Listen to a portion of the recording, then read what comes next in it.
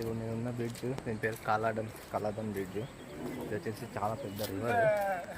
మనం చూస్తే ఈ రివర్ అనేది బర్మా దేశం దాకా ఫ్లో అవుతుంది ఇక్కడ నుంచి సౌత్ వరకు.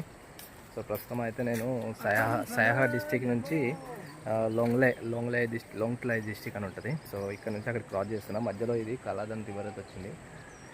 సో వర్షాలకి ఫ్లడ్ వాటర్ ఏ రకంగా ఫ్లో అవుతున్నాయి అసలు బీభత్సంగా ఉంది, భయంకరంగా ఉంది చూడండి. అండ్ ఈ రివర్ ఇంకా కొద్ది ముందుకు పోతే 2-3 ఊర్లు ఉన్నాయి, అక్కడ ఈ రివర్ క్రాసింగ్ ఉంటుంది అనమాట. సో అక్కడ మొత్తం కొట్టుకుపోయిందంట. అండ్ ఇక్కడే ఇంకో పక్కన ఇంకో రివర్ ఉంటుంది. ఆ రివర్లో ఏంటంటే ఇప్పుడు ఈ రోడ్లో వస్తే మనకి 80-90 కిలోమీటర్లు సయాహా నుంచి లోంగ్లై డిస్టిక్కి. బట్ అక్కడ ఒక ఫెరీ ఉంటుంది, ఇంకొక రివర్ ఉంటుంది అనమాట మధ్యలో. సో అక్కడ డైరెక్ట్ రూట్. ఇది ఏంటంటే ఇట్లా కిందికి వచ్చేసి ఇట్లా చాలా లాంగ్ రూట్ అన్నట్టు.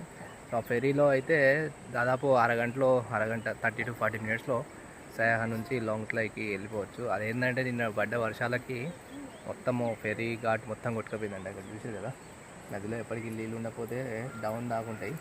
బట్ ఇప్పుడు నీళ్ళు అయితే అక్కడ ఇండ్ల దాకా పైకి వచ్చేసినాయి. సో ఇది పరిస్థితి. వర్షాలు ఇక 2 రోజులు లగాతార్ అంటే ఆపకుండా వర్షం కొడుతూనే ఉంది.